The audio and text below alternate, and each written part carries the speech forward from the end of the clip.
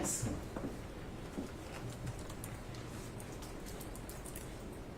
Members of the jury, my words today will in no way be able to express our gratitude for your first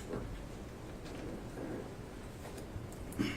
On behalf of Mrs. Lewis, Mr. Heslin, Mr. Farah, Mr. Bankson, and Mr. Ogden, thank you. Thank you. You have been heard. With your verdict, you have restored Jesse's name. You have restored Jesse's honor. And we are grateful for that. Incredibly grateful for that. You will now allow both of these fine people to begin the healing process that they should have been allowed to begin almost 10 years ago. And for that, they, and I, and us, could not be any happier. Your verdict is your voice.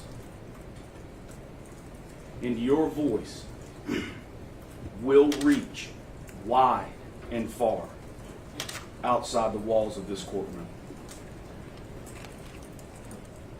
With your voice in this trial, you have the ability to send a message for everyone in this country and perhaps this world to hear. We ask that you send a very, very simple message. And that is, stop Alex Jones.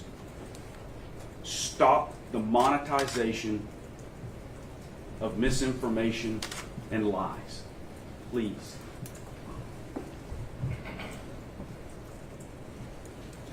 The charge that was just read to you, I want to go to page 4 of it, and you'll have a copy. But I want to remind you that this is the second stage of the trial, but that doesn't mean that the evidence that was produced in the first stage of the trial is now gone. That evidence is still at your disposal and for you to use. And I think you will do in coming to an understanding of just how despicable the conduct was, which is a question you'll be asked and that I will go into. But before we talk about those damages, I want to remind you that on page 4 of the charge you have been given, it states, you are instructed that defendants Alex Jones and Free Speech Systems, LLC, committed defamation against Neil Heslin. On page 6 of your charge, it states, you are instructed that defendants Alex Jones and Free Speech Systems, LLC, committed intentional infliction of emotional distress against Neil Heslin and Scarlett Lewis in a continuing course of conduct from 2013 to 2018. I think we know that, and I want to remind you of it because what I want to talk to you about today is what and how that wrong is further righted and how a message is sent and how punishment is exacted.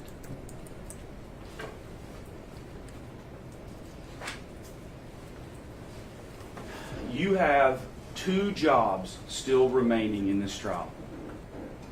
First, you are asked to punish Alex Jones, the man who's not sitting here today and who can't face you. Secondly, you are asked to deter Alex Jones from ever doing this awfulness again to another family or another person, and to deter others who may want to step into his shoes. That's such a big thing to understand, and I know it has to be enormous in terms of looking at you or yourselves as the one who is given the task to do it. But I want to make very clear here that you have that opportunity, and that opportunity is one that may never come again. You have the ability today, truly you have the ability today to stop this man from ever doing this again, from continuing to tear the fabric of our society apart for the great monetary gain that he has received thus far, and to send a message again to those who desire to do the same. We've said it in this courtroom before, and I'll say it again. Speech is free. Lies you pay for. With your verdict, you hold such great power. You do. However, it's the power that you do not hold that I find to be the most compelling when it comes to rendering your final verdict. I say that because make absolutely no mistake, you do not have the power to teach Alex Jones a lesson. You do not have the power to change Alex Jones. And you do not have the power to make Alex Jones care. He will not be taught, he will not care, and he will not change. That has become so incredibly obvious to us on the inside of this courtroom, and for that matter, on the outside of this courtroom, what he has done.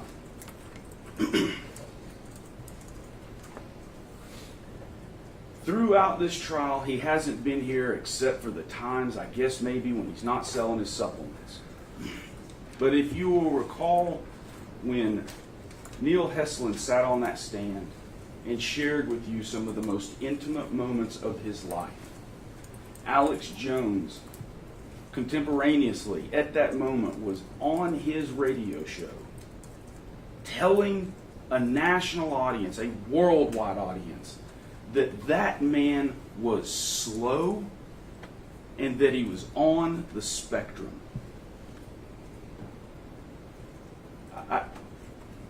Saying that is vile, standing here right now, is, honest to God, probably the largest understatement that I could ever make with mere words.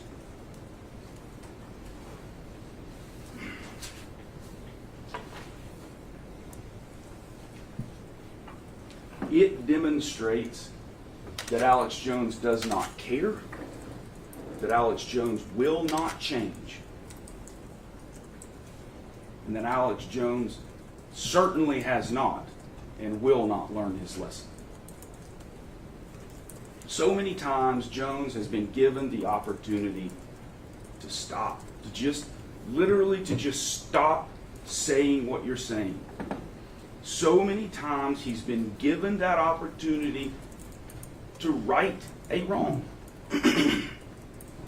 He says, "I'm sorry," and he immediately, after he says, "I'm sorry," says something awful, something defamatory. Alex Jones doesn't want it both ways. Alex Jones wants it all ways, every way.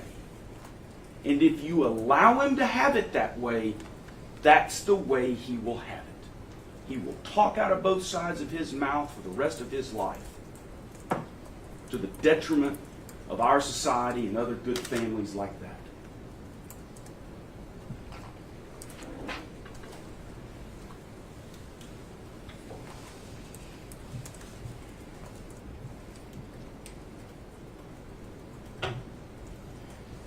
One, two, three, four, maybe five. I count 5 cameras on the inside of this room. I'd like to think that those cameras are here on the inside of this courtroom because they are here to support Neil and Scarlett. I would like to think that those cameras are on the inside of this courtroom because they care in seeing a wrong righted. I would love to think that. It is not why they are here. They are here for this man, his attorneys, and his show. That is it. And it sickens me to know that that is the honest to God truth.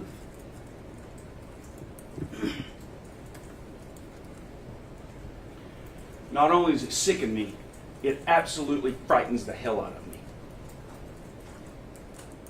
Because be certain, with the harshest of punishments that you could hand down to Alex Jones, he will find a corner on South Congress with a bullhorn and spew his hate and fear for everyone in the area to hear.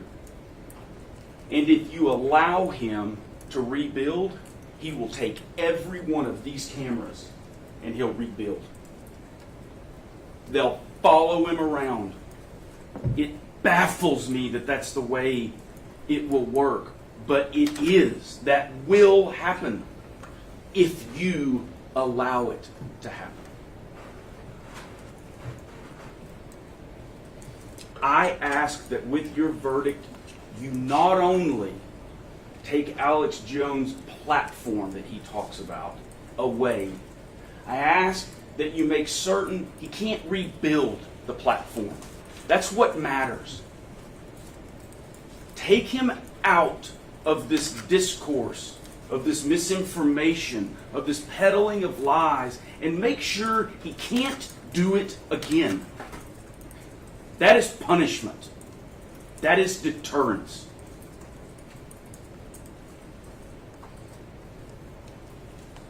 Misinformation spreads 6 times faster than the truth. That's what we heard on that stand, and I believe it. Alex Jones found a way to monetize that. Boy, did he find a way to monetize it. And in monetizing that, he made a wealth, a huge, huge amount of money.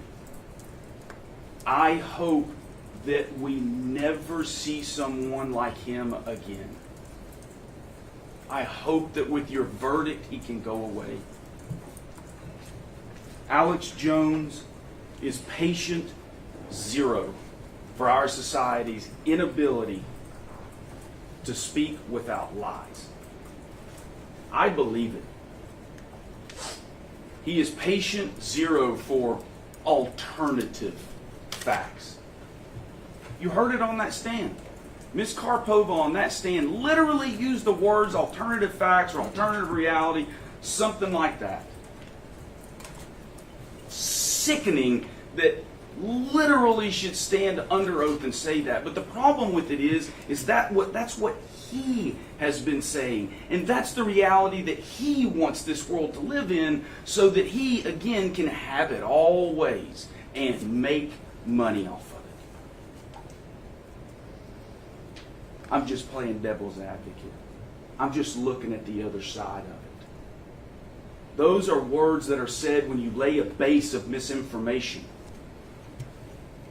When you give a foundation of different realities. Now you can say there are alternate truths. One has to come before the other, and he's done it. And he needs to stop. The testimony that he lost his money after being kicked off of Twitter and Facebook and all these other platforms. Lie. It's a damn lie. And we know it's a lie.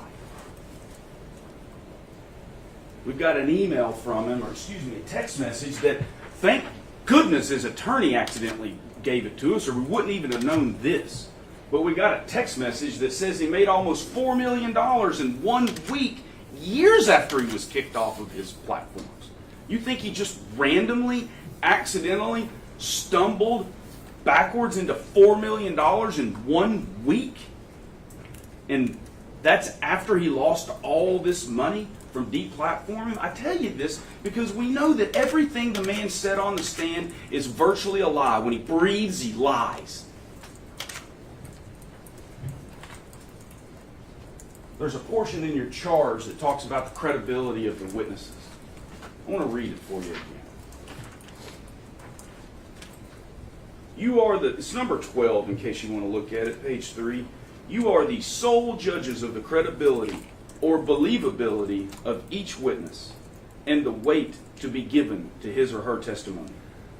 In weighing the testimony of a witness, you should consider their relationship to the party, their interest, if any, in the outcome of the case, their demeanor or manner of testifying, their opportunity to observe and acquire knowledge concerning the facts about which they have testified, their candor, their fairness, their intelligence, and the extent to which they have been supported or contradicted by credible evidence. I stand here today and tell you that everything Alex Jones said on that stand that we didn't make him say was a lie.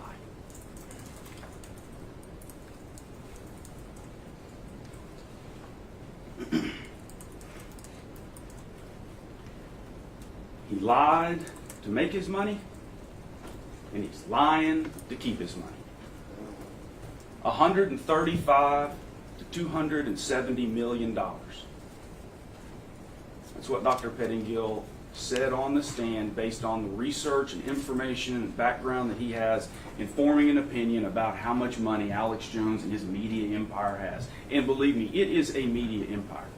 It absolutely is. He has got a hold on it, and it will do nothing but grow and grow and grow and grow if you don't cut it out.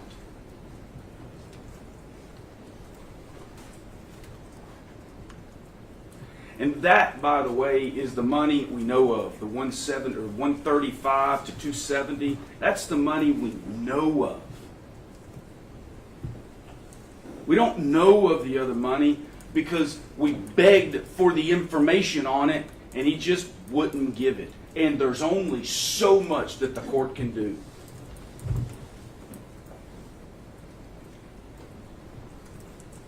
Don't reward him for that. His defiance of truth, his defiance of the court, his defiance of you, don't reward him for that. Remember the operation Cover Your Ass that he talked about with Badandi talked about? The way that the reporters are supposed to make sure that they don't get sued for the vile hate that they spew. It's the same thing with this money. Cover your ass. And people who have the ability to make hundreds of millions of dollars get the opportunities of high-priced lawyers and accountants that no one even really knows about unless you have that much money, so that you can make sure no one knows that you have that much money. Rest assured that's exactly what has happened here. Thank goodness for the months and months of investigation that we were able to go into just to find the amount, the minimum amounts. The 135 to 270.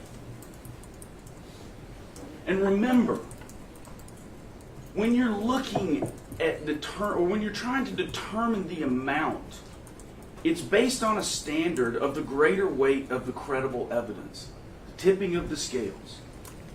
How much does he have? How much does he not have? I say that because remember this. We are the only ones who brought you evidence as to Alex Jones and at least the net worth that we know of. That was unrebutted. So the greater weight of the evidence right now is very skewed. There is none on one side, and there is a lot on the other.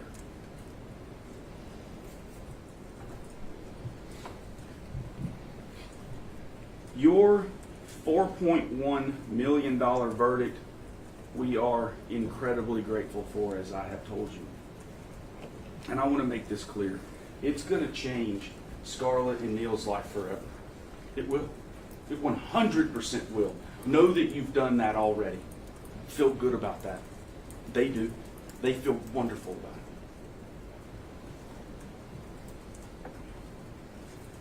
But what I also likewise find amazing about your verdict is that it doesn't affect Alex Jones' life one bit. 4.1, and we're looking at 270 million. I mean, we're talking less than 2% of what we know about. It affects him not. Zero. It affects him so little that yesterday he was calling it the win of all wins in celebration. Objection, facts not in evidence, Your Honor.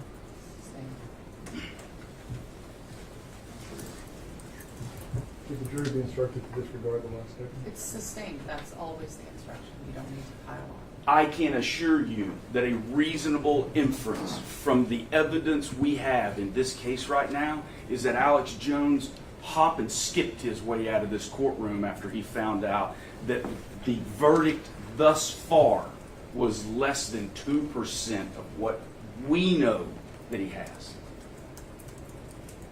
Because money is what that man cares about. He was a literal human infomercial on the stand.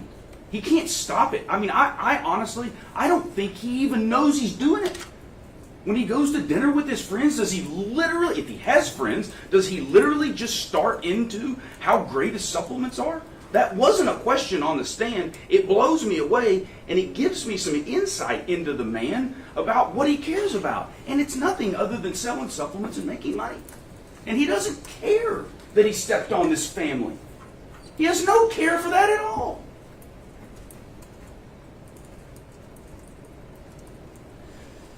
He'll make $4.1 million back in a week or two or maybe a month. Hell, he's probably already made it back in donations.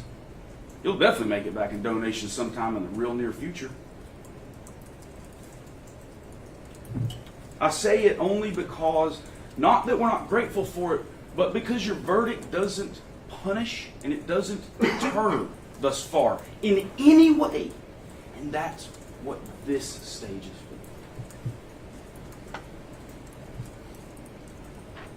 What will it take to punish and deter this man? That's the issue, right?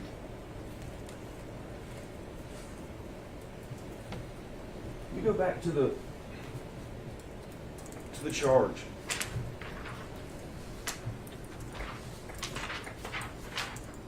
On page, this is given a couple times throughout the charge, but factors to consider in awarding exemplary damages. These are factors to consider. They're not the only factors, but these are factors to consider. And it's the nature of the wrong. I think we can all agree that it is just horrendous to lie about someone's dead child and to drag this family through what they drug them through. The character of the conduct involved, find worst character of the conduct, and I'd like to hear about it because I haven't heard about it. The degree of culpability of the wrongdoer, he did it for money. He intentionally did it for money. I mean, you're instructed that to know that it has been found, he intentionally did it. The situation and sensibilities of the parties concerned, he's making fun within his own company of the person who was saying all these crazy things, Wolfgang Halbig first, calling him an absolute nutbag, sending someone to Newtown, knowing that person was an absolute nutbag. I mean, yeah, the situation, sensibilities of the parties concerned show you that there were no sensibilities, right? He knew it, but there wasn't. The extent to which such conduct offends a public sense of justice and propriety. A public sense. This is on behalf of everyone. For everyone in the public to think, or not everyone, but 24% to think that something was wrong or that Sandy Hook didn't happen. I mean, again, it blows my mind that that could even be a possibility in someone's mind. But it wasn't in Alex Jones. He knew what happened, but he was making money off of telling other people other things, the opposite of it. And then the net worth of defendants, the net worth of Alex Jones. We started this trial asking you for $150 million. And we stand by that request. We ask that you give another $145,900,000. That plus your verdict is $150 million. That's what we believe is fair for the purposes of punishment and for the purposes of deterrence of not only Alex Jones, but deterrence in the public of doing this stuff again. Send a message to those who believe that they want to profit like he has and tell them, do it and you will be in the same position. Stopping Alex Jones stops the root of his message, and the root of his message is fear and hate.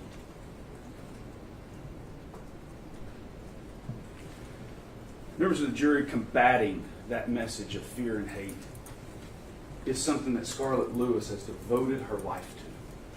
And you heard about it. It's absolutely beautiful what her movement does.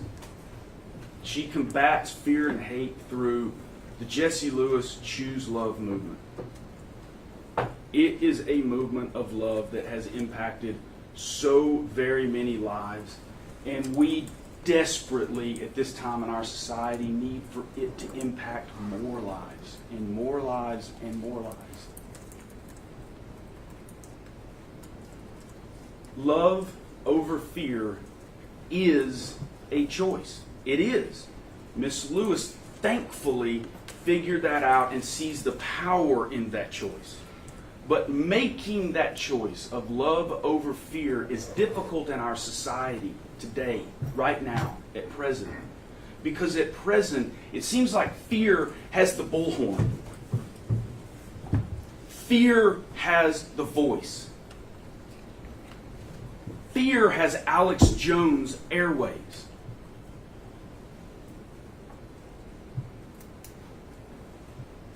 So I ask of you to take the bullhorn away from Alex Jones and take the first steps towards taking that bullhorn away from all the others who have it, or all the others who might want it, all the others who believe they can profit off of fear and misinformation. Make them understand that they too will sit their ass in that chair right there and have to actually respond in a court of law for what they do if they choose to do the same thing that Alex Jones did. With your verdict, you can create so much of a better opportunity for love and truth to be chosen over fear and hate.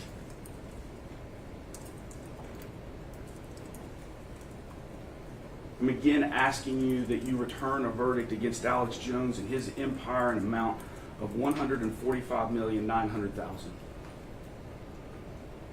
Jesse was a hero.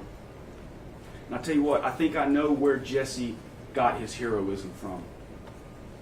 I am asking you to tap into your courage today. Make a statement, loud and clear, that the gold rush of misinformation and fear must end, and it must end today. Thank you. Thank you. Mr. Reno? May I have a moment to set up the computer? All right.